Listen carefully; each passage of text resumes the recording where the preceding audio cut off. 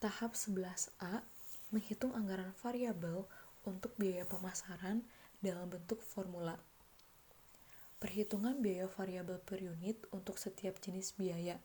Yang pertama adalah biaya promosi, yaitu kita mencari selisih antara biaya dengan selisih unitnya. Untuk selisih biaya di sini ada 6 juta dengan 4.200.000 sehingga selisihnya itu adalah 1.800.000. Lalu untuk selisih unitnya di sini ada 15.000 unit dengan 10.000 unit sehingga selisihnya itu adalah 5.000 unit. Lalu setelah kita mengetahui antara selisih biaya dengan selisih unitnya, kita mencari variabel cost, yaitu dengan cara membagi selisih biaya dengan selisih unit. Di sini ada 1.800.000 maksudnya dengan 5.000. Sehingga hasil pembagiannya itu adalah 360. Lalu selanjutnya ada fixed cost, yaitu 6 juta dikurangi 360 itu dari variabel cost-nya, lalu dikali 15.000 sehingga hasilnya 600.000. Di sini teman-teman juga bisa menggunakan biaya yang 4.200.000, lalu nanti unitnya juga diganti dengan 10.000. Nanti hasilnya juga akan sama 600.000. Nah, setelah kita mengetahui variabel cost dengan fixed cost, kita menyusun persamaannya, yaitu persamaannya Y sama dengan 600.000 yaitu adalah fixed cost ditambah 360 yaitu adalah variable cost X. Nah, X di sini adalah unit produksi. Jadi nanti X ini diganti dengan jumlah produksi yang dihasilkan. Perhitungan biaya distribusi juga sama, biaya supplies juga sama, biaya pemakaian listrik dan telepon juga sama. Lalu di sini ada biaya depresiasi. Nah, biaya depresiasi per tahunnya itu adalah 6 juta. Sehingga biaya depresiasi triwulannya itu 1.500.000, yaitu hasil dari 6 juta ini dibagi 4. Jadi 1.500.000. Lalu di sini ada anggaran variabel dalam bentuk formula biaya pemasaran. Untuk biaya promosi yaitu variable cost-nya 360 dan fixed cost 600.000. Lalu biaya distribusi dan transport variable cost 240 dan fixed cost 3.900.000. Lalu biaya supplies variable cost 80 dengan fixed cost 1.800.000. Lalu biaya pemakaian variable cost 100 dan fixed cost 700.000. Lalu di sini biaya depresiasi adalah 1.800.000. Lalu total variable cost adalah 780 dan total fixed cost adalah 8.500.000. Dari total ini kita menyusun anggaran variabel biaya pemasaran, yaitu dengan persamaan Y sama dengan 8.500.000 ditambah 780X.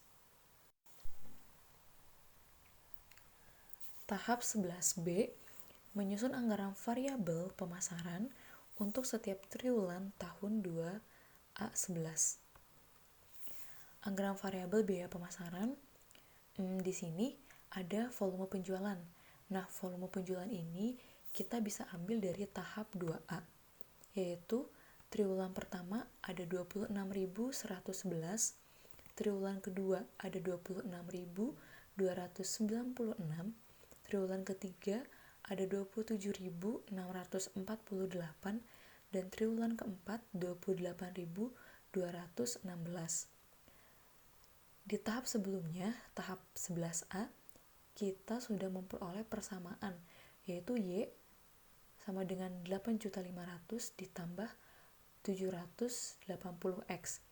Nah, biaya tetap 8.500.000 untuk masing-masing triwulan. Lalu untuk biaya variabel di sini kita menggunakan 780X ini. Untuk triwulan pertama berarti 780 dikali volume penjualannya yaitu 26.111 maksudnya, sehingga diperoleh 20.366.580 rupiah. Lalu untuk triwulan kedua yaitu 780 dikali 26.296. Untuk triwulan ketiga 760 dikali 27.648. Lalu triwulan keempat 780 dikali 28.216. Nah, setelah biaya tetap diketahui dan biaya variabel pun sudah diketahui, total biaya pemasaran adalah yaitu dengan menjumlahkan biaya tetap dan biaya variabel.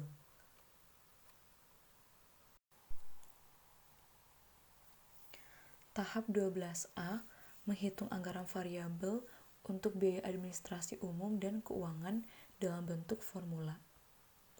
Perhitungan biaya variabel untuk setiap jenis biaya dapat kita peroleh dari tabel 4.17. Yang pertama adalah biaya gaji. Biaya gaji per tahun di sini ada 7 juta. Nah, apabila kita melihat dari tabel, di biaya gaji tidak terdapat perbedaan antara biaya, yaitu sama 7 juta dengan 7 juta. Sehingga kita tidak harus mencari selisih biaya dan selisih unit. Tetapi kita harus mencari biaya gaji per triwulan, yaitu 1.750.000 diperoleh dari 7 juta dibagi 4. 1.750.000 ini akan menjadi fixed cost, yaitu dimasukkan ke dalam persamaan menjadi Y sama dengan 1.750.000. Dan di sini biaya asuransi, biaya pemeliharaan karyawan, dan biaya transportasi juga sama. Tetapi untuk biaya supplies ini berbeda karena apabila kita melihat dari tabel, di sini terdapat perbedaan antara 2.800.000 dengan 3.800.000. Sehingga kita harus mencari selisih biaya dan selisih unitnya. Di sini selisih biaya ada 1 juta dan selisih unitnya 5.000. Maka untuk variable cost 1 juta dibagi 5.000 yaitu ada 200. Lalu fixed cost di sini 3.800.000 dikurangi 200 dikali 15.000 yaitu 800.000. Sehingga persamaannya adalah Y sama dengan 800.000 ditambah 200X. Lalu untuk biaya depresiasi per tahun adalah 6.480.000, sehingga biaya depresiasi per triwulannya adalah 1.620. Persamaan Y sama dengan 1.620.000. Anggaran variabel bentuk formula untuk biaya gaji, biaya asuransi, biaya pemeliharaan karyawan, dan biaya transportasi tidak memiliki variabel cost. Tetapi fixed cost biaya gaji adalah 1.750.000, biaya asuransi 750.000, biaya pemeliharaan karyawan 1.125.000, biaya transportasi 605.000. Lalu di biaya supplies variable cost-nya adalah 200, fixed cost-nya adalah 800.000.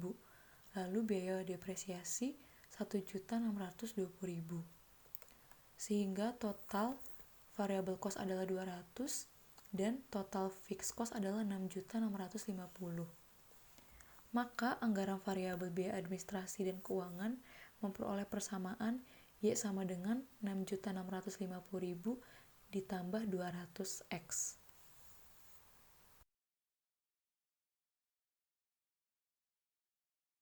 Menyusun anggaran variabel administrasi umum dan keuangan untuk setiap triwulan tahun 2A11. Yang pertama di sini ada volume penjualan, yaitu diperoleh dari tahap 2A. Lalu untuk biaya tetap diperoleh dari persamaan sebelumnya, yaitu persamaan di tahap 12A.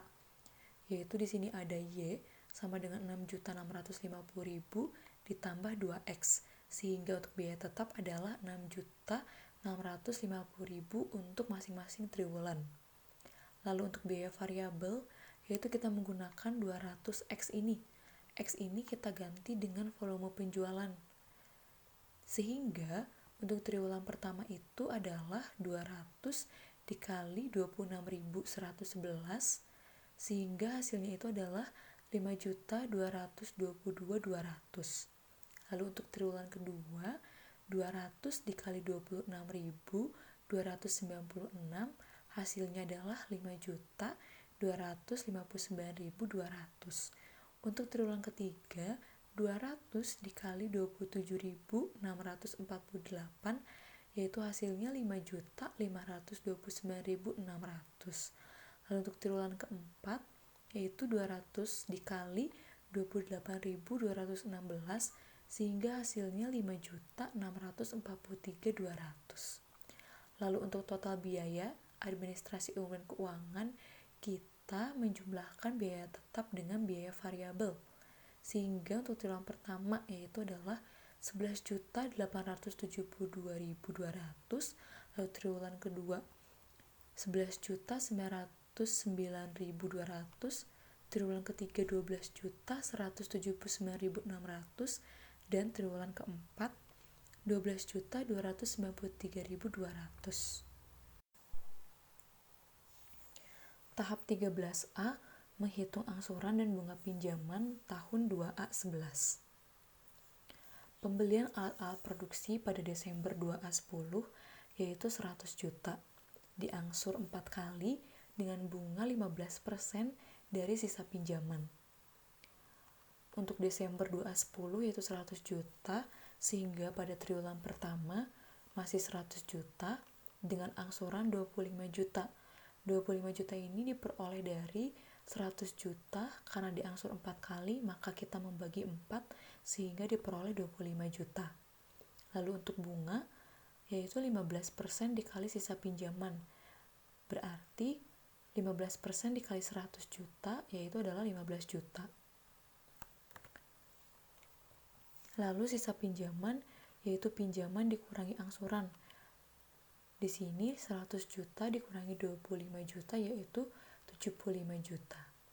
75 juta menjadi pinjaman di triwulan kedua yaitu dengan angsuran sama 25 juta dan bunga 15% dikali 75 juta yaitu 11.250. Dan sisa pinjaman 75 juta dikurangi 25 juta yaitu 50 juta. 50 juta menjadi pinjaman di triwulan ketiga dengan angsuran 25 juta dan bunga 15% dikali 50 juta yaitu 7.500. Sisa pinjaman menjadi 50 juta dikurangi 25 juta yaitu 25 juta. 25 juta menjadi pinjaman di triwulan keempat dengan angsuran 25 juta sehingga sisa pinjaman 0 dan bunga 15% dikali 25 juta yaitu 3.750. Tahap 13B menghitung proyeksi laporan laba rugi tahap 2A11. Yang pertama di sini ada volume penjualan. Di sini diperoleh dari tahap 2A.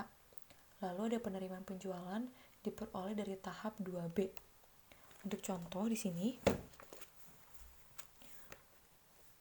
untuk triwulan pertama, misal meja rotan itu total penjualannya adalah 767.640.000 dan kursi rotan itu 2.047.120.000. Maka penerimaan penjualannya itu adalah penjumlahan dari total penjualan tadi sehingga diperoleh 2.814.760. Lalu untuk harga pokok penjualan yaitu diperoleh dari volume penjualan dikali harga pokok produksi per unit. Sehingga laba kotor adalah penerimaan penjualan dikurangi dengan harga pokok penjualan. Lalu untuk biaya operasi, yang pertama biaya pemasaran, yaitu diperoleh dari persamaan sebelumnya dengan cara kita mengganti X dengan volume penjualan ini.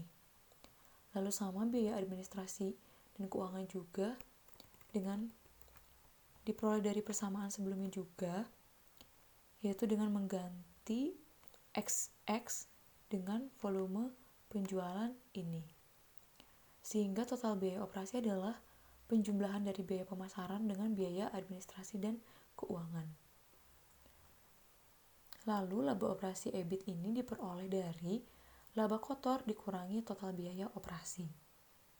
Lalu bunga 15% diperoleh dari tahap sebelumnya yaitu 13A. Lalu laba EBIT, laba sebelum pajak ini diperoleh dari laba operasi dikurangi bunga. Lalu ada pajak progresif diperoleh dari tahap 13C. Lalu selanjutnya EAT atau laba bersih diperoleh dari laba sebelum pajak dikurangi dengan laba progresif.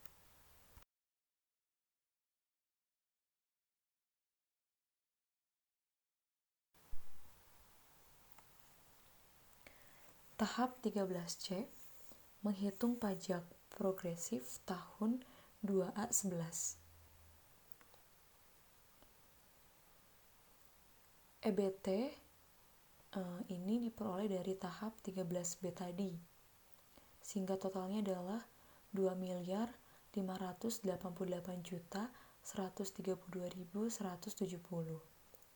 Lalu di sini ada tarif pajak, yaitu ada 10%, 15%, dan 30%. 10% ini kita kali 50 juta, sehingga hasilnya 5 juta. Lalu 15% dikali dengan 50 juta, sehingga hasilnya 7.500.000. Nah, untuk 30% ini, karena 100 jutanya sudah dipakai di tarif sebelumnya, sehingga di 30% ini sisanya. Jadi hanya 2.488.132.170. Sehingga total pajaknya itu adalah 758.939.651. Maka pajak per triwulannya itu adalah 189.734.913.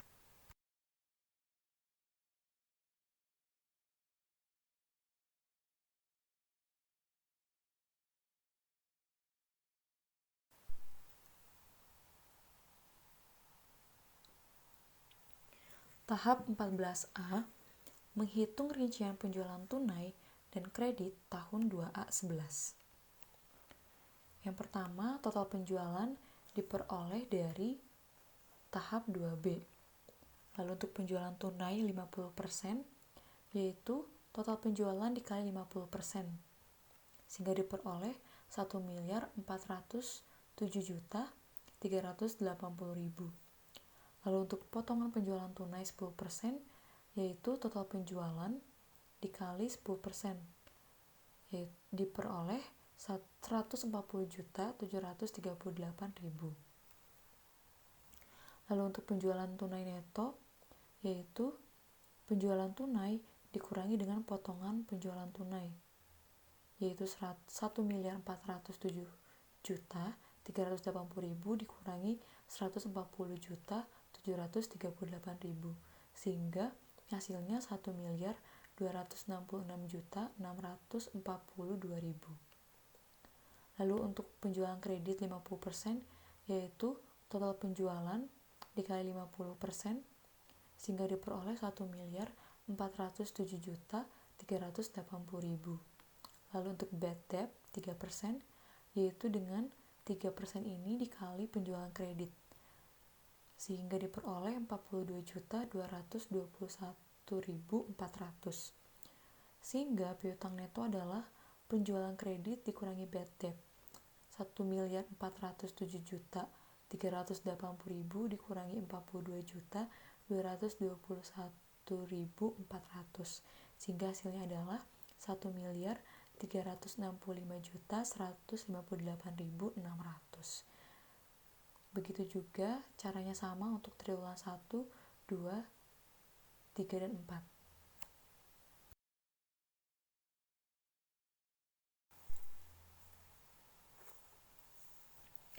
Tahap 14B, menghitung anggaran pengumpulan piutang tahun 2A11.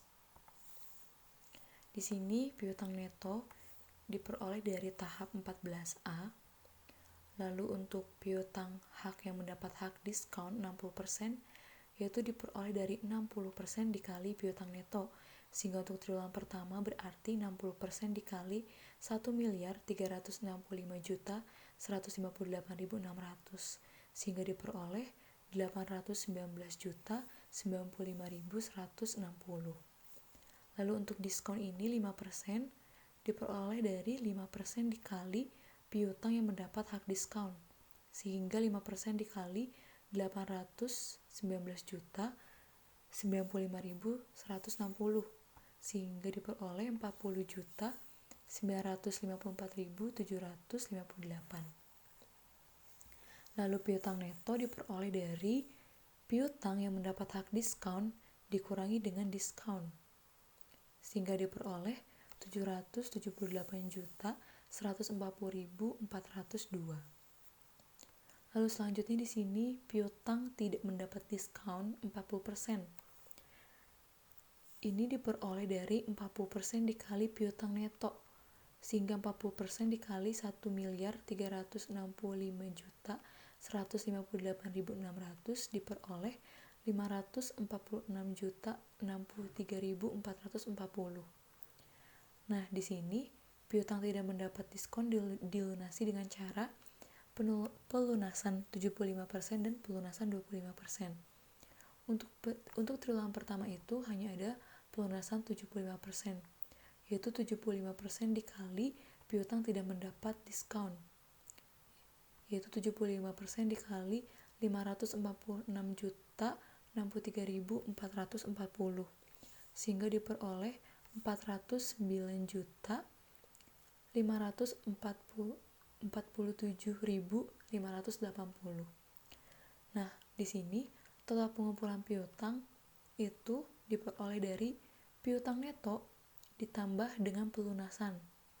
Karena di triwulan hanya ada pelunasan 75%, sehingga pelunasan neto ditambah pelunasan 75%. Tetapi apabila di triwulan 2 dan triwulan 4, untuk total pengumpulan piutang, nanti piutang neto ditambah pelunasan 75% dan ditambah pelunasan 25%. Tahap 15A, menyusun anggaran penerimaan kas tahun 2A11. Nah, di sini untuk penerimaan kas yang pertama ada penjualan tunai neto, yaitu diperoleh dari tahap sebelumnya, yaitu tahap 14A. Untuk triwulan pertama 1.266.642.000 dan seterusnya untuk triwulan selanjutnya. Lalu untuk piutang di sini diperoleh dari tahap 14B. Untuk triwulan pertama 1.187.687.982. Begitu juga seterusnya dengan triwulan 2 dan sampai 4. Lalu tinggal dijumlah antara penjualan tunai neto dengan piutang, sehingga untuk triwulan pertama adalah 2.459.982. Lalu triwulan kedua 2.608.223.806. Triwulan 3 2.736.390.477. Dan triwulan keempat adalah 2.796.759.241. Tahap 15B, menyusun anggaran pengeluaran kas tahun 2A11. Yang pertama ada pembelian bahan baku, itu diperoleh dari tahap 10A dan 10B. Lalu ada upah TKL, yaitu dari tahap 10A dan 10B juga. Lalu untuk BOP, yaitu diperoleh dari tahap 9D dan 10D, yaitu biaya overhead pabrik, yaitu 9D, dan depresiasi 10D. Nah, di sini di bawah sudah dituliskan caranya untuk triwulan pertama, yaitu dengan 39.250.000 dikurangi depresiasinya adalah 28.500.000 sehingga diperoleh 10.750.000. Begitu juga dengan triwulan selanjutnya. Lalu untuk biaya pemasaran itu diperoleh dari tahap 11B, yaitu untuk biaya pemasaran, dan untuk depresiasinya tahap 11A. Di sini sudah dicatat untuk triwulan pertama contohnya ada 28.866.580 dikurangi dengan depresiasinya adalah 1.500.000 sehingga diperoleh 27.366.580. Begitu juga dengan triwulan selanjutnya. Lalu di sini ada biaya administrasi dan keuangan, yaitu diperoleh dari tahap 12B untuk biaya administrasi dan depresiasinya di tahap 12A. Di sini sudah dicontohkan yang pertama untuk triwulan pertama ada 11.872.200 dikurangi dengan depresiasinya adalah 1.620.000 sehingga diperoleh 10.252.200. Lalu ada pajak pendapatan diperoleh dari tahap 13C. Lalu angsuran pinjaman diperoleh dari tahap 13A dan bunga pinjaman diperoleh dari tahap 13A sehingga total pengeluaran adalah jumlah dari semua biaya sehingga untuk triwulan pertama yaitu adalah 2.340.877.618. Lalu untuk triwulan kedua adalah 2.337.308.918. Lalu untuk triwulan ketiga adalah 2.384.883.878 dan triwulan keempat 2.331.690.518.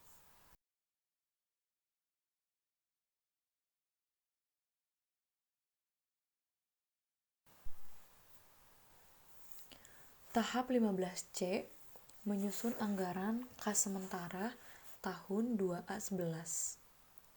Di sini ada saldo awal atau saldo kas, itu diperoleh dari soal.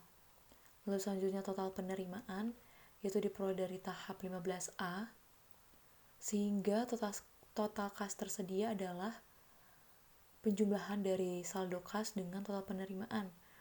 Untuk triwulan pertama berarti 150 juta ditambah 2.454.329.928 sehingga kas tersedianya adalah 2.604.329.982.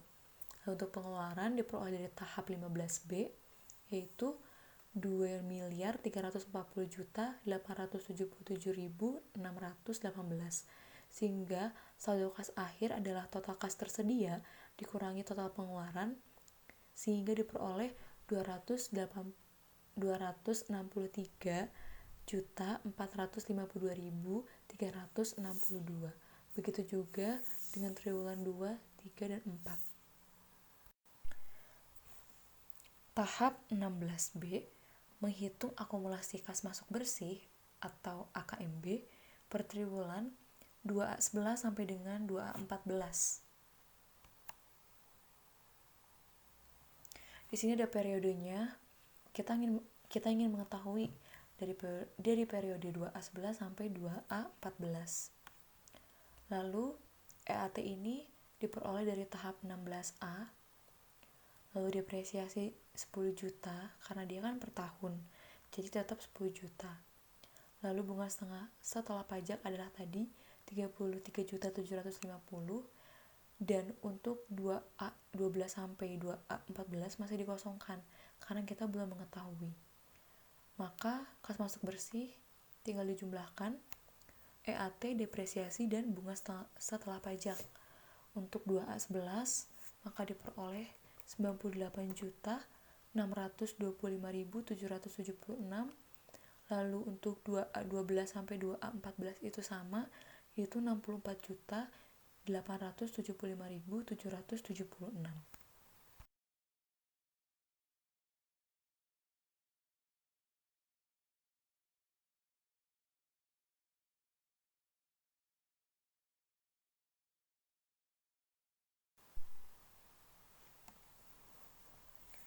Tahap 16C, melakukan analisis kelayakan investasi dengan metode Net Present Value.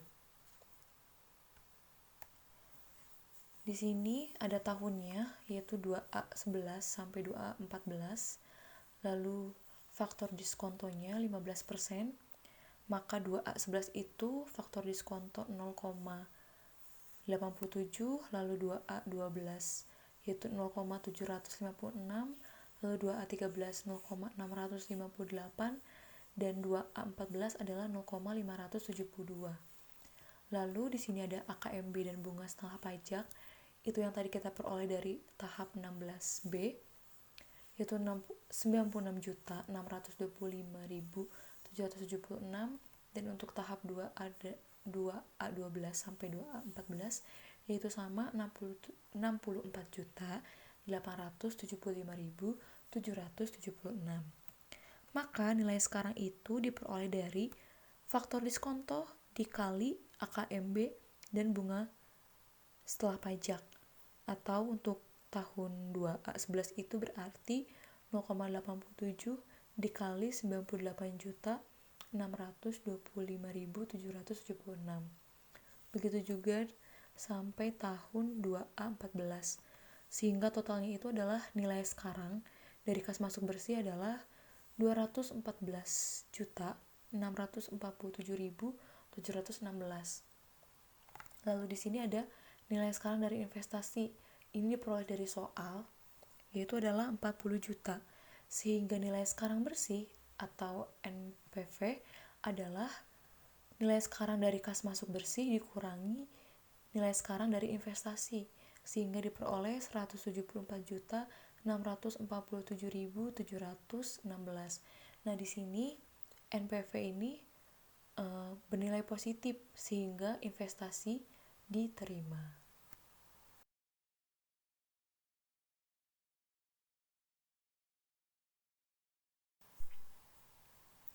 Tahap 16D melakukan analisis kelayakan investasi dengan metode Profitability Index. Nah, di sini ada rumusnya. PI sama dengan nilai sekarang dari akumulasi kas masuk bersih dibagi dengan nilai sekarang dari investasi. Nah, untuk nilai sekarang dari akumulasi kas masuk bersihnya itu adalah 214.647.716 dibagi dengan nilai sekarang dari investasi yaitu 40 juta, sehingga diperoleh 5,36 sekian. Nah, dari hasil ini kesimpulannya adalah usulan investasi diterima karena mempunyai PI ini 5, ini lebih besar dari 1, sehingga investasi diterima. Tahap 16E melakukan analisis kelayakan investasi dengan metode Internal Rate of Return. AKMB dan bunga di sini ada minus 40 juta, lalu ada 98.625.776, lalu ada 60.875.776, lalu sama dan sama, sehingga di sini diperoleh IR yaitu 33,68%. Nah, besar IR 33,68% ini berarti usulan diterima karena IR ini lebih besar dari biaya modal.